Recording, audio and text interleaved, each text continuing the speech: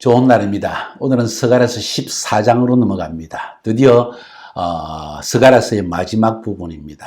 어제도 그제도 말씀드린 것처럼 12장, 13장, 14장은 말세를 살아가는 여러분과 제가 반드시 기억해야 될 중요한 예언의 말씀이라고 말씀드렸습니다. 특별히 예수님의 재림 직전에 이스라엘과 온 세상에 일어날 중요한 일들을 우리에게 설명해 주고 있고 하나님 나라가 어떻게 이 땅에 임하는가 하는 것을 설명하고 있기 때문에 굉장히 중요한 말씀이라는 것을 여러분에게 말씀드렸습니다. 오늘 14장의 말씀은 네 단락으로 구분해 볼 수가 있습니다. 1절부터 7절 여호와의 날에 있을 심판에 대한 이야기, 8절부터 11절 여호와의 날에 있을 회복에 대한 이야기, 이스라엘의 회복이죠.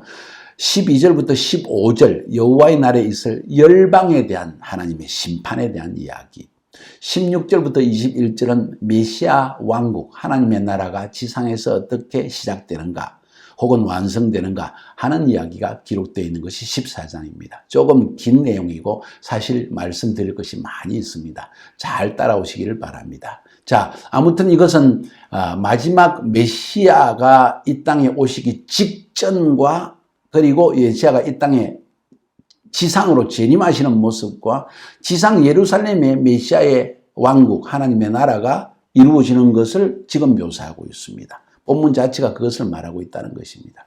한번 살펴봅시다. 1절부터 7절까지 해서 여호와의 날에 있을 심판에 대한 이야기를 하고 있습니다. 자, 한번 읽어보십시오. 1절부터 7절까지 여호와의 날이 이르리라. 그날에 네 재물이 약탈되어 네 가운데서 나누이리라. 내가 이방 나라들을 모아서 예루살렘과 싸우게 하리니 성읍이 함락되며 가옥이 약탈되며 분녀가 욕을 당하며 성읍 백성이 절반이나 사려펴 가리니와 남은 백성은 섬에서 끊어지지 아니하리라. 그때 여호와께서 나가서 그 이방 나라를 치시되 이왕의 전쟁, 그 전투의 날에 싸운 것 같이 하시리라. 그 날에 그의 발이 예루살렘 앞 곧 동쪽 감람산에 그의 발이 설 것이다. 메시아의 발이 감람산 위에 선다는 거예요. 감람산이 그 한가운데가 동서로 갈라져서 매우 큰 골짜기, 동서로 갈라지니까 남북으로 땅이 끊어져 나가겠죠. 산 절반은 북으로 절반은 남으로 옮기고, 여러분이 지금도 감람산에 올라가 보면은 거기서 예루살렘 성전이 서 있었던 황금돔 사원을 쳐다보면은 그 사이에 골짜기가 있습니다. 그 골짜기가 남북으로 쫙 갈라져 동서로 쫙 갈라져서 남과 북으로 땅이 옮겨진다는 이야기를 지금 하고 있는 거예요.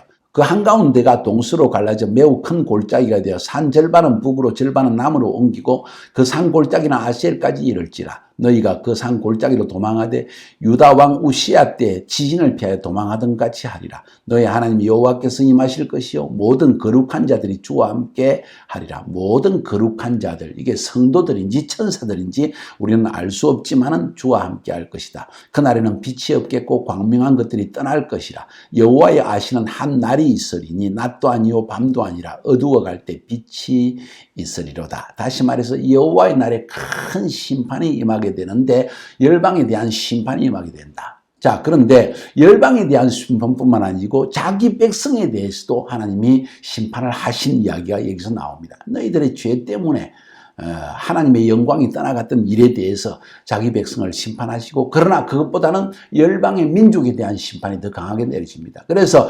예루살렘조차도 절반이 열국의 연합군의 손에 넘어가게 되어지고, 그런 가운데 하나님께서 이 열국의 연합군을 쳐서 승리를 주신다. 자, 3절에 보니까 이왕의 전쟁 날에 싸운 것 같이 하시려다. 이걸 히브리 말로 정확하게 번역하면 그 전투의 날에 싸운 것 같이 하시리라. 이 전투의 날이 언제일까요?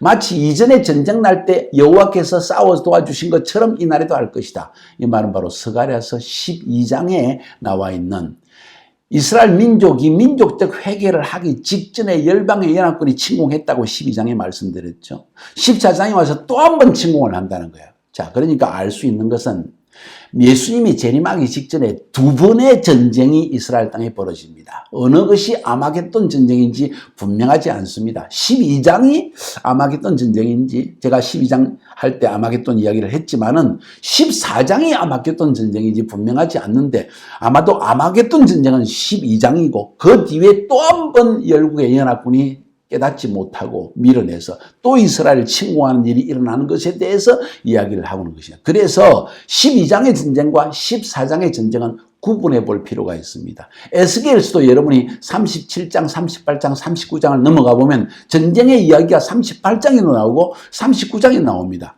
이 전쟁은 같은 전쟁처럼 보입니다. 곡과 마곡의 전쟁이라고 했는데 이것은 서로 다른 전쟁이라는 것을 우리가 알 수가 있습니다. 두 번의 전쟁이 일어나는데 두 번째 전쟁에서 한 번 전쟁에서 실패했는데도 열국의 연합군은 그걸 깨닫지 못하고 또 침공하다가 또 하나님의 백성을 치려고 하다가 멸망당한다는 이야기예요. 이게 마지막 전쟁의 이야기입니다.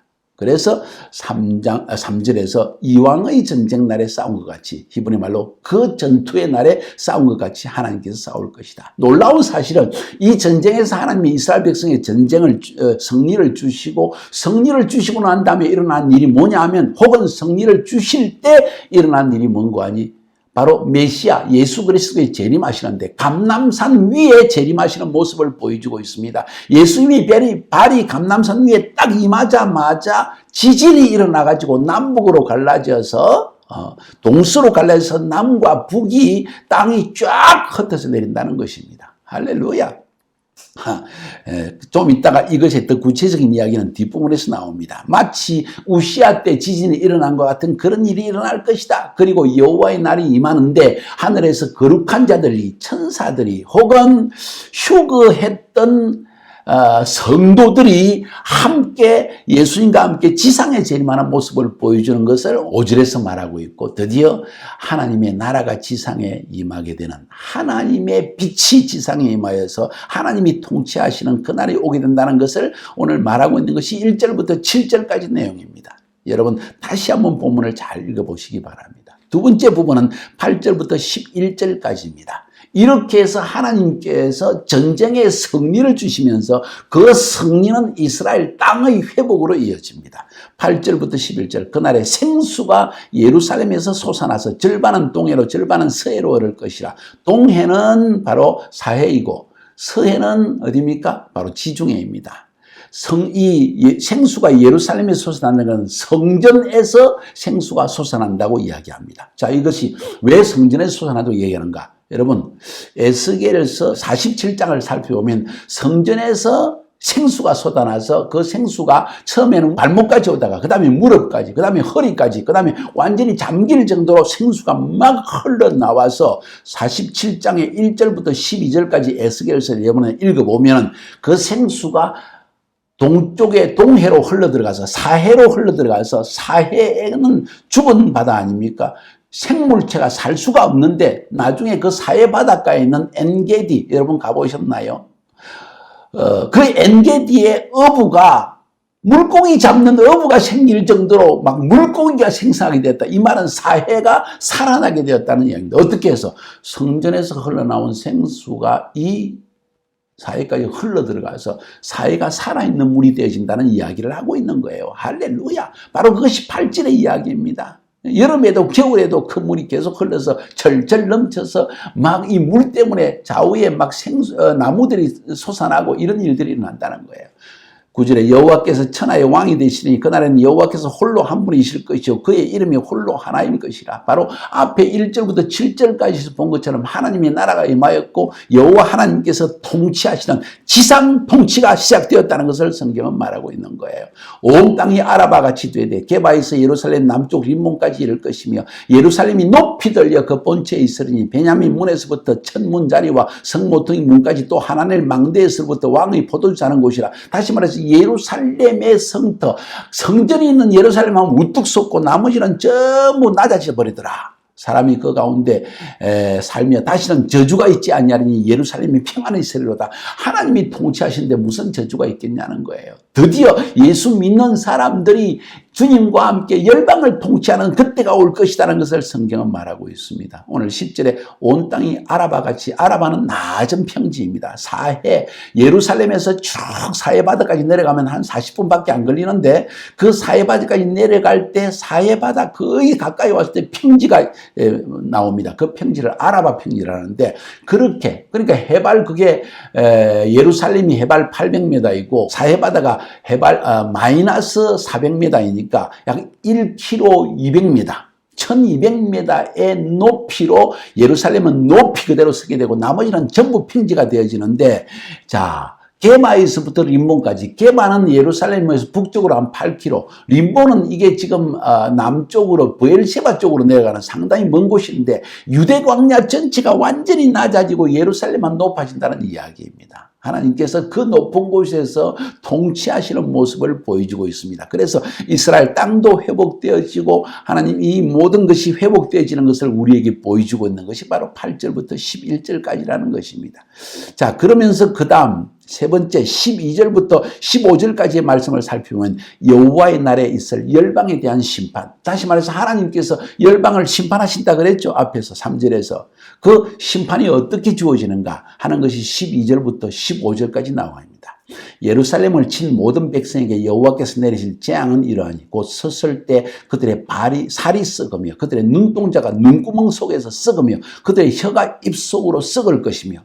무엇을 묘사하는 것 같습니까? 열국의 연합군이 예루살렘을 침공할 때 하나님께서 아주 적재적소에 그들에게 원자폭탄을, 아토믹 bomb, 원자폭탄을 탁 터뜨린 모습이 지금 여기에 나타납니다. 어떻게 다르게 해석할 수 있을까요? 이건 원자폭탄 외에는 해석할 길이 없습니다. 그 다음에 13절에 그날에 여호와께서 그들을 크게 요란하게 하시더니 피차 손으로 붙잡으며 피차 손을 들어칠 것이며. 무슨 이야기입니까? 적군들이 서로 치게 된다는 거예요. 그 안에 뭔가 정보전쟁 때문에 유대인들이 정보전쟁에 뛰어나지 않습니까? 그것 때문에 자기들 간에 혼란돼가지고 시리아군이 레바논군을, 레바논군이 시리아군을, 이집트군이 시리아를 막 이렇게 치는 일들이 서로 간에 혼란 속에 일어나게 되어서 이스라엘이 승리한다는 거예요. 14절에 유다도 예루살렘에 싸우리니 그때 사방에 있는 이방 나라들의 보화 및 곧 은과 금과 의복이 심히 많이 모여질 것이요. 유다도 예루살렘에 싸운다. 유다 지파, 예루살렘 바깥에 있는 지파들도 와가지고 그들과 함께 싸우게 돼서 엄청난 노획물을 얻게 된다. 또 말과 노새와 약대와 나귀와 그 진에 있는 모든 가족에 미칠 재앙도 그 재앙과 같으니라. 연합군들 사람만 죽는 것이 아니라 그들이 가지고 온 그 모든 보급품들도 완전히 재앙을 당하게 된다. 다시 말해서 이스라엘을 친 나라들이 이러한 심판을 받게 된다. 정신 차리라. 분명히 알아라. 왕들과 대통령들은 이 사실을 알아야 됩니다. 이스라엘을 치는 것은 위험한 일입니다. 아브라함을 축복하면 그 축복이 여러분에게, 여러분 민족 전체에 임할 것이요. 아브라함을 저주하는 자는 여러분이 그 저주가 여러분의 가정과 민족 가운데 임하게 된다는 것을 성경은 말하고 있습니다. 마지막 16절부터 21절은 메시아 왕국의 도래, 메시아 왕국이 드디어 시작되어지고 왕성되는 것을 이야기합니다. 이렇게 해서 하나님이 이스라엘 땅에 승리를 주시게 되니까 예루살렘을 치러 갔던 이방 나라들 중에 남은 자가 해마다 올라가서 그 왕 만군의 여호와께 경배하며 초막절을 지킬 것이라. 여러분, 초막절은 어떤 절기입니까? 하나님께서 이스라엘 백성들을 이 종살이하는 애굽에서 끄집어 내신 것을, 그리고 그렇게 해서 광야에서 40년을 보낸 것을 기억하는 날, 그 초막은 바로 하나님의 힘이 지상에 임하는 것을 기념하는 날이기 때문에 초막절을 지키는 거예요. 드디어 하나님이 통치하시는 예루살렘에서 우뚝 서서 통치하는 그날이 왔기 때문에 지상에서 그것도 통치하는 모습을 보였습니다. 그래서 해마다 올라갔다 하고 구체적으로 이야기합니다. 이건 하나님 나라가 아니고 지상에 임한 하나님의 나라를 이야기합니다. 그래서 그들이 초막절, 이 초막절은 또 왕의 즉위식이 있는 날이 초막절입니다. 이 초막절은 다시 말해서 메시아가 지상에 임한 것을, 메시아가 왕중왕이라는 것을 인정하는 자들이 하나님께 와서 초막절을 지킨다는 이야기를 하고 있는 거예요. 땅에 있는 족속들 중에서 그 왕 만군의 여호와께 경배하러 예루살렘에 올라오지 아니하는 자들에게는 비가 내리지 않는다. 저주가 임한다는 거예요. 만일 애굽 족속이 내려오지 않으면은 비 내림이 있지 않고, 또 이방 나라의 사람들이 또 오지 않으면 또 재앙을 당하게 될 것이다. 19절에서도 애굽 사람이나 이방 나라 사람이나 초막절을 지키러 올라오지 않은 자의 받을 벌이 그러할 것이다. 다시 말해서 이 초막절에 여호와께서 왕중왕으로 지상에서 통치하는 것을, 메시아인 것을, 왕중왕인 것을 인정하는 자는 축복을 받을 것이요, 그렇지 않은 자는 재앙을 받을 것이라는 이야기를 하고 있는 것입니다. 그 다음 20절부터 21절까지는 무슨 이야기입니까? 간단하게 설명드리겠습니다. 지상에 있는 모든 것들이 이제는 거룩하게 되어졌다. 왜? 하나님이 통치하시고 하나님이 다스리는 하나님의 나라가 왔기 때문에 하나님이 창조하신 피조세계에 속한 모든 것이 다 거룩하게 되어지고, 그리고 마지막에 그날에는 만군의 여호와 이전에 가나안 사람이 다시 있지 아니라, 가나안 사람은 이방신을 섬기는 사람이란 뜻도 되고, 혹은 상인들, 그때 가나안 사람들은 전부 이 상업을 즐기했습니다. 돈 버는 일에 열중했다. 다시 말해서 그날에는 만군의 여호와 이전에는 이렇게 장사하는 속을 가진 속이는 자들이나 이방신을 섬기는 자는 다시는 있지 않을 것이다. 왜? 여호와께서 통치하시는 때이기 때문이다. 지상에서의 하나님 나라의 도래. 저는 이것을 그래서 오히려 볼 때 천년 왕국이 시작된 것을 보여주는 것이 아닌가, 저는 그렇게 생각되어집니다. 중요한 사실은 이스라엘을 치는 자는 이런 재앙을 받을 것이라는 사실. 원자 폭탄의 세례를 받고 지진이 일어나서 죽게 되어지고, 이 지진 때문에 생수가 성전에서 흘러나와서 사해바다가 살아있는 바다가 되어지고, 물고기를, 여러분 사해바다에서 잡은 물고기 먹고 싶은 사람 한번 그때를 기다려 봅시다. 그날이 온다는 것을 이야기하고 있다는 거예요. 그리고 주님이 감람산에 재림하셔서 예루살렘에서 우뚝 서 열방을 통치하시는 그 지상 통치의 날이 임하겠다는 것을 성경은 말하고 있습니다. 그날을 기대합시다.